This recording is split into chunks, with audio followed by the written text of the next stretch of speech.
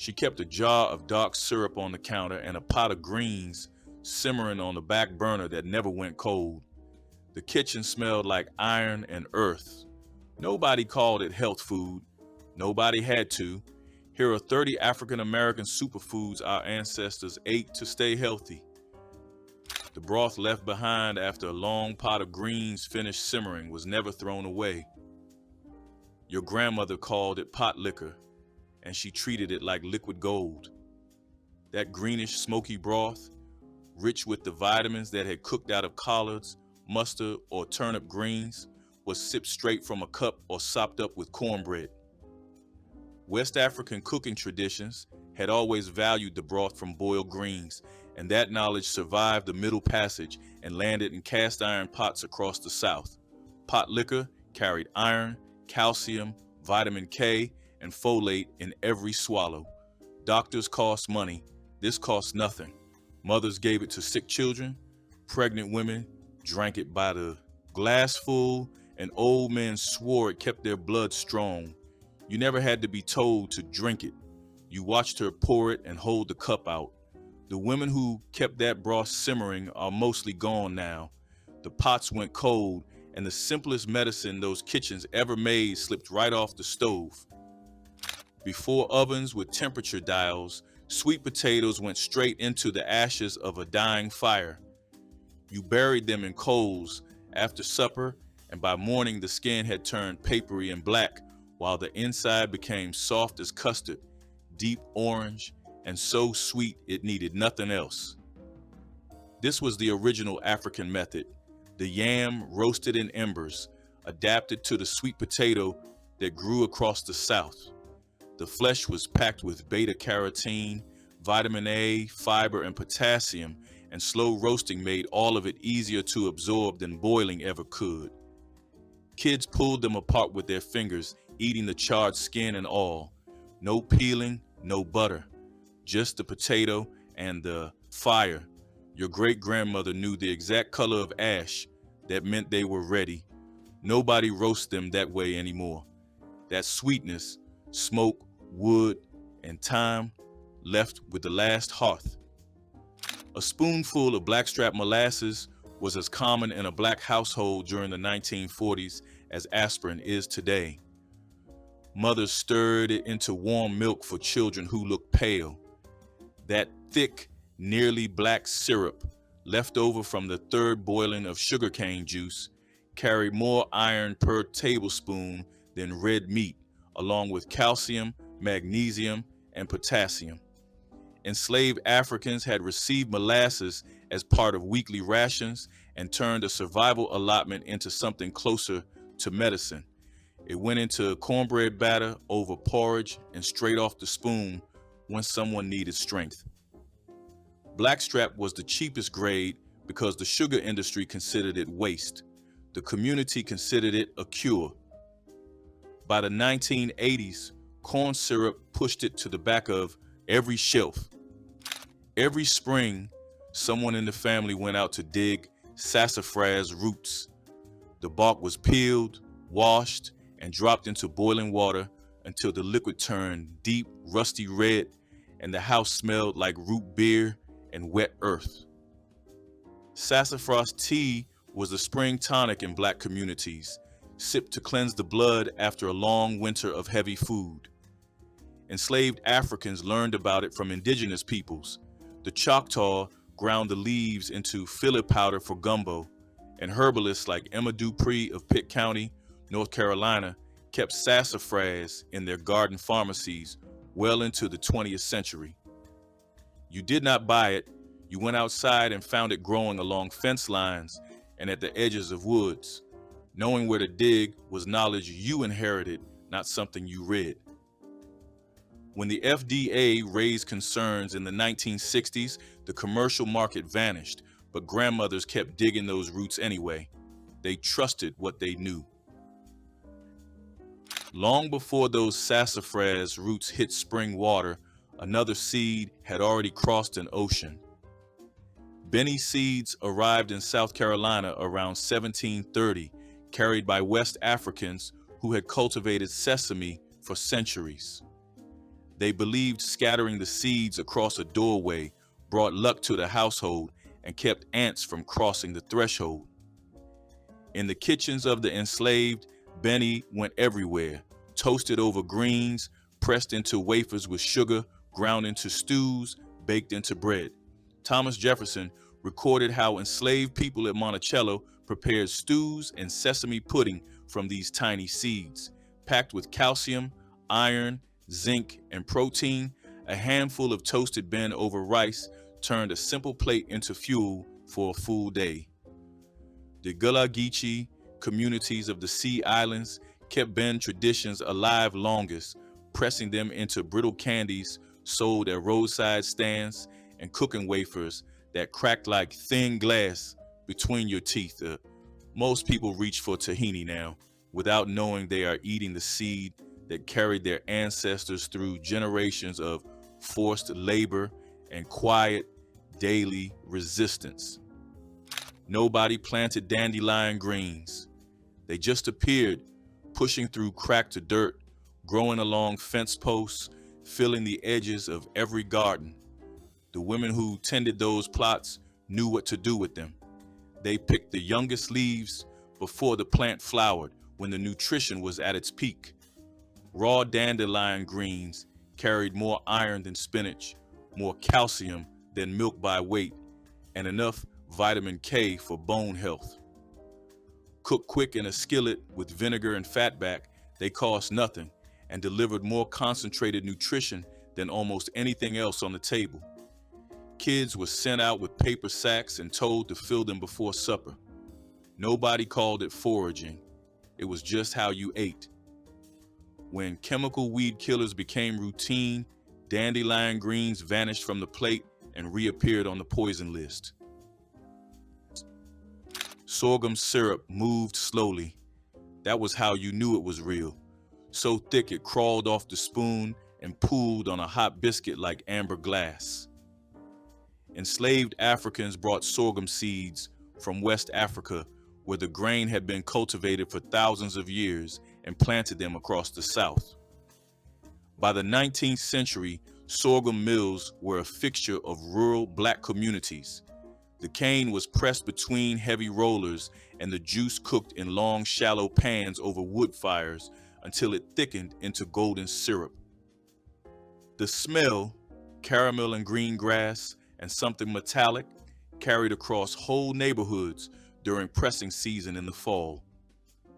Unlike refined sugar, sorghum kept its minerals, iron, calcium, magnesium, and potassium in every drop, with a glycemic index lower than honey or cane sugar. Families poured it over cornbread, stirred it into porridge, drizzled it on biscuits. By the 1970s, cheap corn syrup replaced it. The mills went silent, the pans rusted, and a sweetener that had fed Black families for 200 years went quiet. Your ancestors did not eat watermelon the way you eat it now. They ate the whole thing. The flesh was summer's sweetest reward, hydrating, full of lycopene and vitamins A and C. But the seeds and the rind carried the real nutrition. Roasted watermelon seeds packed protein, magnesium, iron, and zinc. In West Africa, where the melon originated as the vine Citrullus lanatus, seeds were dried and ground into flour. The rind was pickled in vinegar and spices, creating a crunchy preserve that supported digestion through winter. Pickled watermelon rind sat in jars alongside chow-chow and pickled beets, part of a fermentation tradition that kept families nourished year-round. Eating every part was not poverty. It was a food system designed to waste nothing and extract everything. Now the seeds get spit out, the rind goes in the trash, and a fruit their ancestors cultivated across the world gets reduced to a single pink bite. The smell hit first, thick, musky, sweet, hanging in late summer air along a tree line. Muscadine grapes grew wild across the southeast, and Black families knew exactly when they were ready. The skin was tough, leathery, and you squeezed the grape between your teeth to pop it, letting sweet pulp flood your mouth while the tart skin lingered. That thick skin was the secret. It holds some of the highest concentrations of resveratrol and ellagic acid in any fruit, compounds that protect the heart and fight inflammation. Grandmothers turned them into preserves and pressed them into wine that sat in the cellar until Christmas. Kids ate them off the vine, lips stained purple-black. The vines still grow along the same fence lines. The hands that knew when to pick are gone. Boiled peanuts were patience in a pot, hours of simmering until the shells went soft and the nuts inside turned creamy, salty, and nothing like the dry roasted kind from a store. The peanut was a West African transplant, and it became one of the most important protein sources in Black Southern life. George Washington Carver championed it at Tuskegee in the early 1900s, developing hundreds of uses, but families had been boiling and grinding peanuts for generations before him. Green peanuts simmered in salt water for 4 to 6 hours, retained more antioxidants than roasted ones, and carried high levels of folate and heart-healthy fats. They were roadside food, reunion food, front porch on Saturday food, a big pot on the stove, everyone helping themselves, dripping brine, cracking shells with their teeth. The peanut man on the corner was a fixture of Black neighborhoods through the 1960s. He is gone now, but the taste of warm brine on soft shells stays longer than almost anything else from those years. There was a plant growing along ditches that could kill you or cure you, depending on what you knew. Pokeweed, poke salad to the people who picked it, was one of the most nutrient-dense wild greens in the South, but only if you harvested the youngest shoots in early spring before the stems turned purple and the leaves thickened with poison. The preparation required exact knowledge. Boil the young leaves, pour off the water, boil again, pour off again, then fry them with bacon grease and onions. This double boiling method lived in no cookbook. It passed hand to hand, mother to daughter, and getting it wrong meant real trouble. Families who foraged poke salad each spring were eating leaves rich in vitamins A and C, iron and calcium, free food growing where most people walk past without noticing. Knowing when to pick and how to cook, it was survival literacy that separated those close to the land from everyone else. Mustard greens hit the pot with a bite that collards never had. Sharper, peppery, almost aggressive, until the long simmer tamed them into something dark and tender. In West Africa, leafy greens sat at the center of the daily diet, boiled into soups and stews, and that tradition carried directly into the American South. Mustard greens were loaded with vitamins A, C, and K, plus folate and manganese, and cost almost nothing. A single packet of seeds and a few square feet of dirt fed a family through the growing season. Through the 1950s, they simmered alongside collards in the same big pot, seasoned with pepper vinegar that aided digestion and cut the richness of the pork. That vinegar was a health tool in its own right. Capsaicin from the hot peppers boosted circulation, while acetic acid helped regulate blood sugar, sitting in a reused bottle on every table, unmarked and unexplained. She never separated the food from the medicine. They were the same thing, ladled from the same pot. She is gone, and the greens on store shelves come pre-washed in plastic, stripped of the bite and the knowledge. Most people today buy turnips or turnip greens. Your grandmother bought neither. She pulled the whole plant and used everything.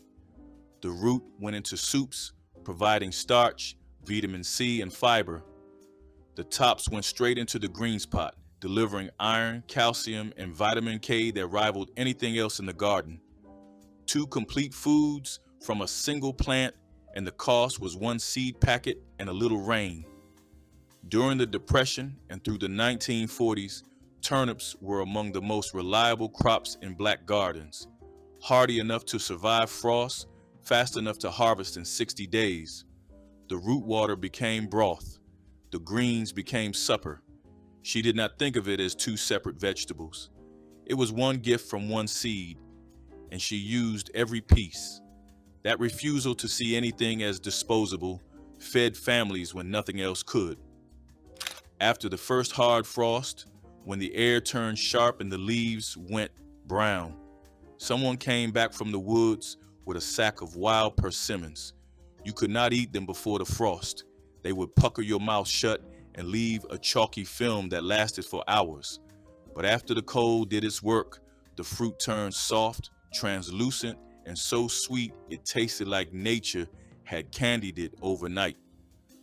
Black families made persimmon pudding from the pulp, baking it with cornmeal and spices into a dense, sticky dessert that sat warm in your stomach. Others pressed the fruit into mash and fermented persimmon beer, a practice documented in WPA slave narratives as common on plantations. The fruit was rich in vitamin C, fiber, and manganese. Gathering persimmons was a community event. Kids climbed, elders directed which branches to shake, and the hall was divided before dark. Nobody gathers them now. The trees still fruit every autumn, and the persimmons fall and rot where they land. Before smoothies and detox juices, your grandmother was soaking sliced okra in water overnight and drinking it first thing in the morning. She called it something for the stomach. The mucilage, that thick, slippery substance most people avoid, was the point. It coated the digestive tract, slowed sugar absorption, and fed beneficial gut bacteria. West African communities had used okra medicinally for centuries, and Katie Arbery, a formerly enslaved woman interviewed through the Federal Writers Project, credited weeks of okra soup with saving her life during a severe illness. The plant came from the Horn of Africa, where the Angolan word ki ngombo gave English the word gumbo.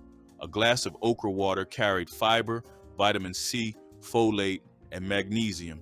It cost nothing and worked quietly, the way the old remedies always did. Every family had an opinion about chow-chow, and every opinion was that theirs was the only correct recipe. The arguments could outlast the relish. Chow-chow was pickled vegetable relish, green, tomatoes, cabbage, onions, and peppers, chopped fine and preserved in vinegar, sugar, and spices, and it sat in mason jars in every pantry from Virginia to Mississippi. What nobody discussed was how healthy it was. Fermentation created natural probiotics for gut health, the vinegar helped regulate blood sugar, and the raw vegetables kept their vitamin C even after canning. It went on beans, beside pork, over rice, and on anything that needed waking up. Canning season was a production. Women gathered in one kitchen, chopping and filling jars while settling every piece of family business that needed settling. The relish lasted all winter. The gossip lasted longer. Those canning days are gone now, and the recipe that started all those arguments has mostly gone quiet. The rabbit was caught at night. That was the only time a man who had worked someone else's land all day could hunt his own food. He set wire snares along fence rows or walked field edges with a single-shot shotgun, and what he brought back fed the family a lean, dense protein, richer in iron than chicken and carrying almost no fat. Rabbit stew, simmered low with wild onions, potatoes, and root vegetables, was common in black households from the 1800s through the 1960s. During slavery, hunting at night was one of the few ways families could add to meager rations. The meat was mild, tender when cooked slow, and stretched further in a stew than almost any other protein. Kids who grew up eating it remember the taste, but remember the man more. Standing in the kitchen door before sunrise, smelling like cold air and pine, holding something that would become supper. He is gone. The snares rusted, and the lean, quiet meal he brought home in the dark stopped showing up at the table. You picked the berries in July, but the leaves you dried in June before the fruit came in, when the plant's energy was still in the green. That was the part most people did not know. Blackberry leaf tea was a staple of home medicine in Black households, brewed for sore throats, stomach cramps, and diarrhea. The leaves contained tannins that tightened inflamed tissue and slowed intestinal trouble that could weaken a child fast in the days before easy doctor visits. You spread the leaves on a screen in the shade, turned them daily until they crumbled, and stored them in a paper sack. When someone got sick, you brewed a cup, dark, slightly bitter, faintly earthy, and stood over them until they drank it. The knowledge of which leaves to pick and when to pick them was never written down. It lived in the women who walked the fence rows every spring, checking the canes.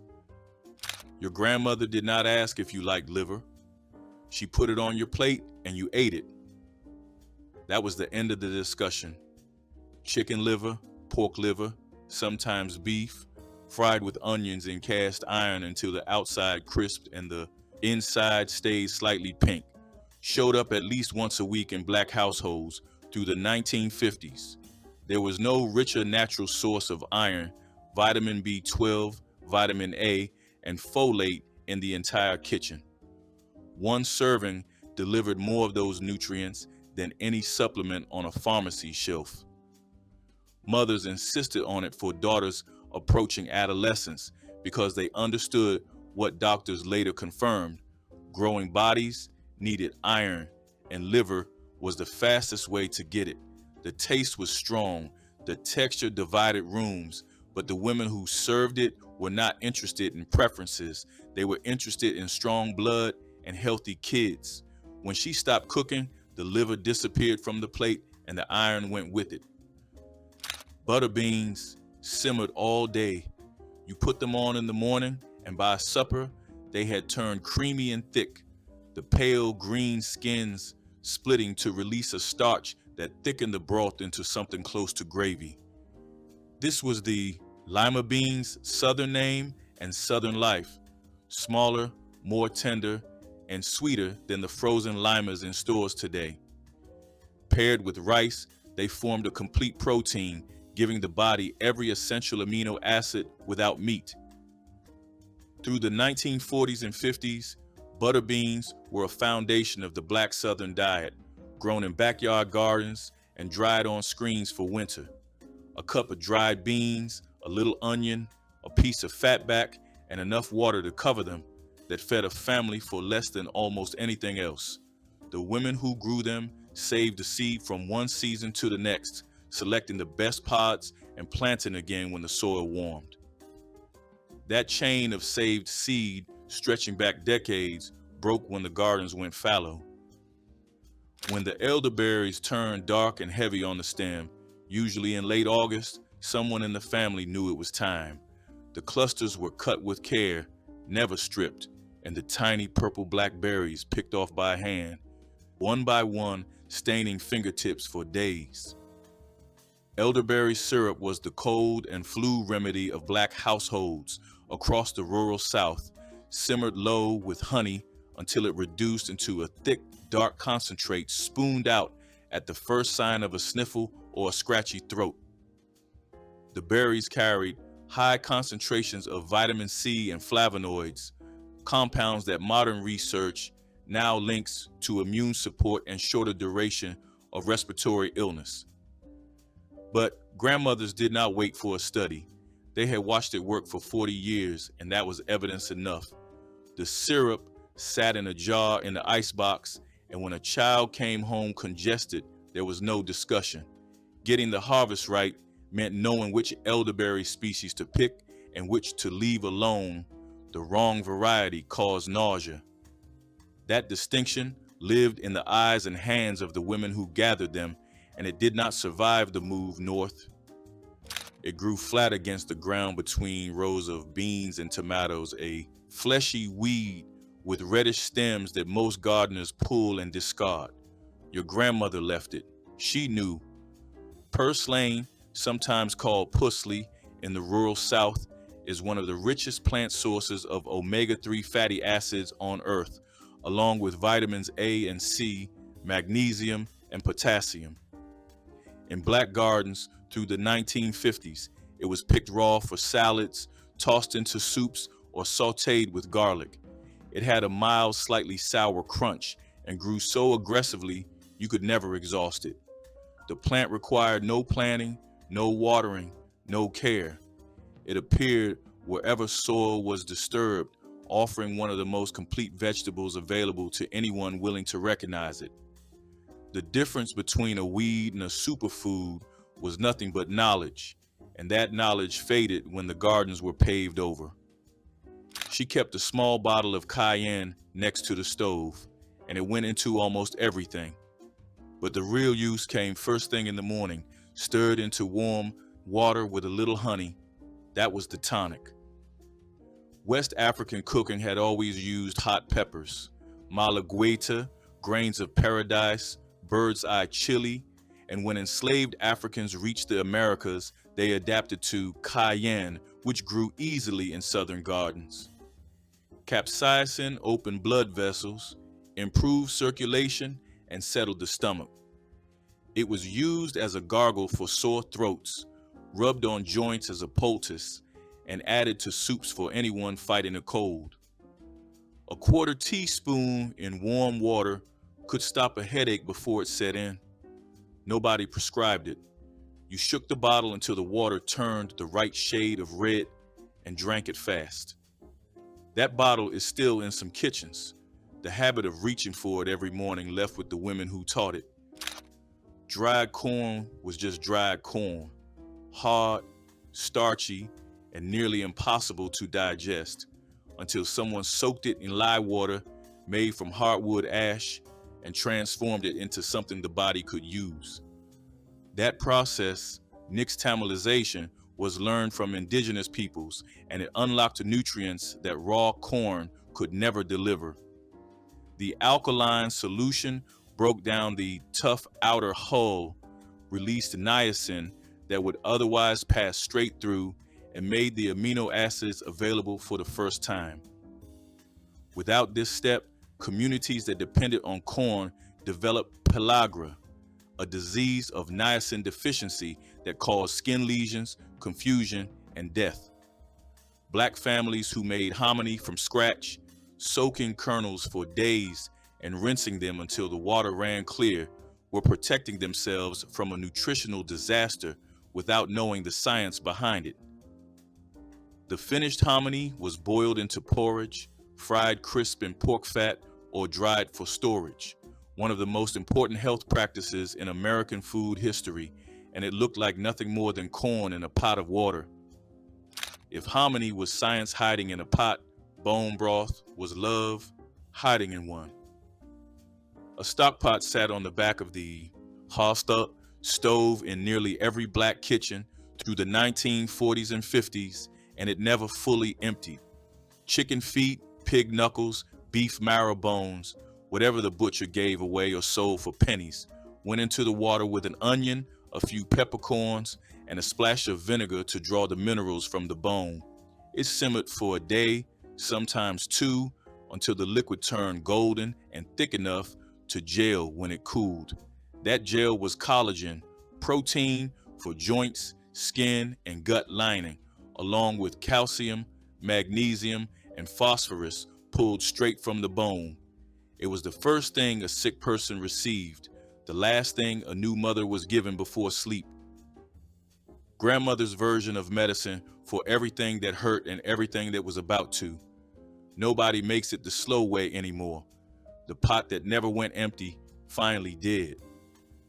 Cabbage was the vegetable that never let you down. It grew in nearly any soil, survived frost, and cost less per pound than almost anything at the market. In black households from the Depression through the 1970s, it showed up raw and shredded into slaw, simmered slow with smoked meat, chopped into chow-chow, or fermented into a sour relish that kept for months. Raw cabbage was rich in vitamin C, enough in a single cup to meet half the daily requirement. Cooked cabbage provided fiber. Fermented cabbage fed the gut with the same live cultures that modern supplements try to replicate in a capsule. It crossed every season, every budget, and every style of cooking in the Black Southern kitchen. Because it was cheap and common, nobody ever called it what it was: one of the most complete health foods on the table. In late summer, the wild plum trees along creek banks dropped fruit so heavy the branches bent to the ground. Black families gathered them by the bucketful, tart, small, and too sour to eat raw, but perfect for preserves and jellies. Crab apples came next, hard and bitter until cooked down with sugar into a butter so thick you could stand a spoon in it. Both fruits carried vitamin C and pectin, the natural fiber that set the jellies and slowed sugar absorption in the body. The gathering was a family affair. Kids climbed and shook branches while grandmothers sorted below, separating good from bruised by feel. The jars that lined the pantry were a record of that afternoon. Who came, who helped, who argued about which tree had the sweetest fruit. Those trees are still barren. Nobody comes to pick. There was always garlic in the kitchen. It sat in a bowl on the counter or hung in a braid near the window, and it went into the food and into the medicine without distinction. In West African herbalism, garlic had been used for centuries to fight infection, lower blood pressure, and clear congestion. That knowledge crossed the Atlantic intact. Grandmothers crushed raw cloves into honey and spooned it to children at the first sign of a cold. They rubbed garlic oil on chests, steeped cloves in warm water for earaches, and added it to nearly every pot because they believed, correctly, that people who ate garlic regularly got sick less often. A single raw clove contained allicin, a compound with antibacterial properties that modern medicine only began studying seriously in the late 20th century. She did not know the word allicin. She knew the clove worked. The kitchen that always smelled like garlic was the kitchen where people got well. Molasses coffee was not fancy, but it was strong enough to keep a person going through the longest of days. When coffee beans were scarce and sugar even scarcer, someone clever discovered that a spoonful of blackstrap molasses stirred into hot water or weak brew could make a drink both sweet and smoky. The result was thick and dark, with a bitterness that clung to the tongue and warmed the chest. It tasted like work and resilience, like fields at sunrise and factory bells ringing. Families drank it early and often, some adding milk if fortune allowed, others taking it plain with bread crusts for breakfast. It was a poor man's luxury, a small rebellion against hunger and fatigue. The smell alone was enough to wake the tired and remind them that strength could be stirred, not bought. Molasses coffee was courage in a cup, shared by hands cracked from labor and hearts that refused to quit. It carried the spirit of people who built their mornings out of willpower and steam, proving that dignity could live even in the thinnest brew. Fried fish heads utilized parts that others threw away, transforming waste into protein-rich meals through skillful preparation. When Black families caught or bought fish, nothing edible was discarded. Heads were cleaned, seasoned, and fried until crispy. The cheeks contained tender, sweet meat prized by those who knew to look for it. Eyes and bits of flesh around the skull provided precious protein during times when every calorie mattered. These fish heads were dredged in cornmeal and fried in hot lard until the bones turned crispy enough to crunch and eat. Children learned to navigate around bones, finding hidden bits of meat while developing appreciation for resourcefulness. In coastal communities and near rivers, fish heads appeared regularly because commercial fisheries sold them cheaply or gave them away. Black cooks fried them alongside regular fish, treating them with the same care and seasoning. The practice showed intimate knowledge of food, understanding that value existed everywhere if you knew how to prepare it properly through creative survival. Smoked catfish tails reveal the skill and resourcefulness that defined survival cooking on plantations near rivers and coastal waters. After commercial fishermen or estate kitchens took the prime fillets, the bony tails and smaller pieces were often left behind. Enslaved cooks cleaned these scraps carefully, rubbed them with salt or local spices, and smoked them over slow hickory fires. The result was a flavorful preserved fish that kept for days and could be stirred into stews, crumbled over grains, or eaten on its own with cornbread. Smoking techniques reflected West African traditions carried across the Atlantic, where preserving fish with wood smoke had long been a way to ensure protein during lean seasons. In later years, African American fish camps and southern smokehouses continued this method, turning a food of necessity into a celebrated regional specialty. Modern smoked catfish dishes found in Mississippi and Louisiana restaurants still trace their flavor back to these early practices of careful preservation and culinary creativity born from scarcity. Hand-pulled taffy candy brought winter nights alive with laughter and sticky hands. Families boiled sorghum or cane syrup with sugar until it reached the perfect glossy stage, then poured the hot mixture onto buttered slabs to cool slightly. Children and adults alike greased their palms and began the rhythmic pulling, stretching the warm candy until it turned light and airy. The kitchen filled with the sweet smell of caramel as ropes of taffy were twisted and cut into bite-sized pieces. It was as much about the gathering as the candy, a shared activity that warmed cold evenings and strengthened family ties. Neighbors might stop by to help, turning the process into a spontaneous party where stories and jokes flowed as freely as the sugary strands. Store-bought sweets eventually replaced the long, careful ritual, but the memory of shining taffy and joyful pulling remains vivid for those who once stood in the glow of a winter stove and felt the magic of homemade candy. Giblet gravy over rice was one of those dinners that showed how nothing went to waste in the kitchen. Chicken was expensive, but the innards, the gizzard, liver, and heart were cheap or sometimes even given away by butchers. My grandmother chopped them small, simmered them in broth, and thickened the pot into a rich gravy that smelled like Sunday supper. Poured over rice, it became hearty enough to stretch across the whole family. The rice soaked up the flavor, turning a small handful of giblets into a meal that fed 6 mouths without complaint. Some children turned up their noses at first, but hunger taught quick appreciation, and the taste of the gravy was strong, savory, and full of life. She said, "Giblet gravy was proof that dignity came not from the cut of meat, but from the hands that prepared it."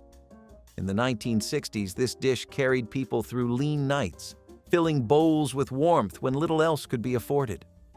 Giblet gravy over rice was frugality turned into something satisfying. Sweet potato pie without sugar became an ingenious solution when refined sugar cost more than most families could afford. Black cooks relied on the sweet potatoes' natural sugars, roasting them until their starches converted to sweetness that rivaled any added sugar. The potatoes were mashed smooth, then mixed with a little flour, whatever milk or buttermilk could be spared, and spices like cinnamon or nutmeg if the spice tin held any. This mixture was poured into simple pastry crusts made from lard and flour, then baked until set. The result wasn't as sweet as modern pies, but it carried deep, earthy flavors that spoke of autumn harvests and survival through winter. Sweet potatoes grew abundantly in southern gardens, storing well in root cellars for months after harvest. Families who grew their own could make pies throughout fall and winter, stretching one crop across countless meals. In Black communities, sweet potato pie represented celebration despite poverty, proof that special occasions deserved recognition even when money was absent. Children looked forward to these pies as rare treats, savoring every bite of something that felt luxurious despite humble ingredients through shared sacrifice. Hominy crackle porridge was the kind of breakfast that came from patience, not plenty. When there was no bacon, no biscuits, and not much else in the pantry, leftover hominy saved the day. It was stirred into a pot with water or milk, sweetened with molasses, and spiced with nutmeg or cinnamon if you had it. The sound of the spoon scraping against the pot made a rhythm that felt almost like music, slow and steady like morning itself. When the porridge bubbled, it released a scent both earthy and rich, a blend of smoke, sugar, and warmth. Children would sit waiting with chipped bowls in their hands, ready for the first ladle. It was thick and creamy, sometimes with a thin golden crust if it sat long enough. Hominy crackle porridge filled bellies and lifted moods, turning scraps into something special. It reminded families that sweetness did not depend on sugar alone, but on love and endurance. Every spoonful was a story of thrift and tenderness, made from what was left and shared without complaint. When the bowl was empty, people still felt full, not just from the food, but from the comfort it brought to a hard world made softer by care. Butter beans and rice were another cheap but comforting meal that carried families through lean times. Butter beans, with their creamy texture, were slow-cooked until tender, often flavored with a smoked ham hock or bone if one was available. The smoky taste infused the beans and created a rich broth that poured beautifully over rice. My grandmother used long-grain rice that stretched a pot of beans into enough servings for the whole household. The dish was hearty, filling, and nourishing, feeding both body and spirit. Butter beans were inexpensive compared to meat, yet they carried enough protein to keep families going strong. Children learned to appreciate the soft beans and flavorful broth as part of everyday meals, and adults recognized their value in stretching budgets. It was not a dish of extravagance but of practicality, a dinner that turned cheap staples into something people looked forward to. Butter beans and rice told the story of resilience in kitchens where every penny counted and every plate needed to satisfy. Goosefoot seed meal offered vital nourishment when cultivated grains were scarce or too costly. Goosefoot, also known as lamb's quarters, grew abundantly along field edges and yielded tiny seeds rich in protein and minerals. Enslaved harvesters shook the plants over cloths to collect the seeds, then winnowed and ground them into a fine flour. This flour could be cooked into hot cereal, mixed with cornmeal for bread, or used to thicken stews, providing a surprisingly hearty alternative to purchased grain. The practice drew on both African and indigenous traditions of using wild seeds as staple foods. Even after emancipation, rural families in parts of the Midwest and Appalachia continued to gather goosefoot seeds for their high nutritional value. Modern interest in quinoa, which is a close relative, echoes this old wisdom. Goosefoot seed meal stands as a reminder that careful attention to the landscape and patient handwork could turn what many considered weeds into a dependable source of strength and nourishment that kept families fed through the hardest seasons. Wild onion and garlic mix was both food and medicine, gathered by those who knew the land as well as any healer. In damp meadows and riverbanks, the green shoots sprouted freely, filling baskets with flavor when rations tasted dull or stale. Boiled into soups or pounded into paste, the bulbs masked bitterness and helped fight colds or fever. Their strong scent filled the air, signaling nourishment in a place where it was often scarce. The people who gathered them worked quietly at dawn, plucking the roots from the earth, grateful for the sharp fragrance that promised vitality.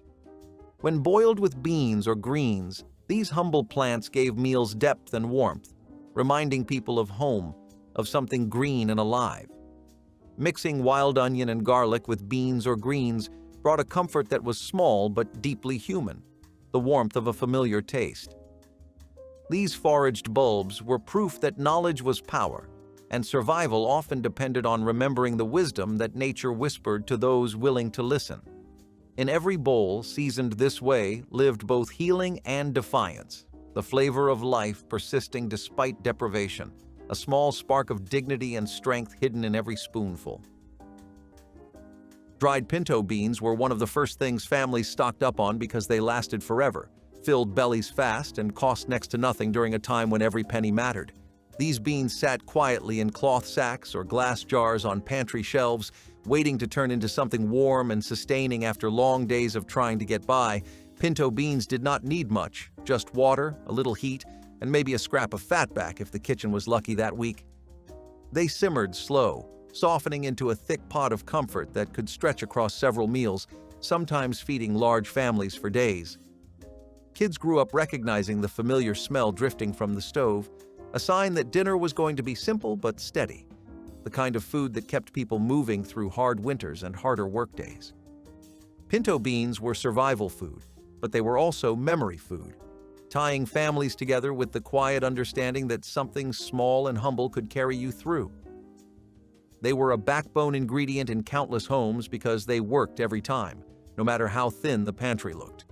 Dried pinto beans did not just feed families, they steadied them. Those kitchens are quiet now. What they taught, if you were paying attention, was everything you needed to know. Those kitchens fed a people. Like and subscribe if you remember the hands that made it possible.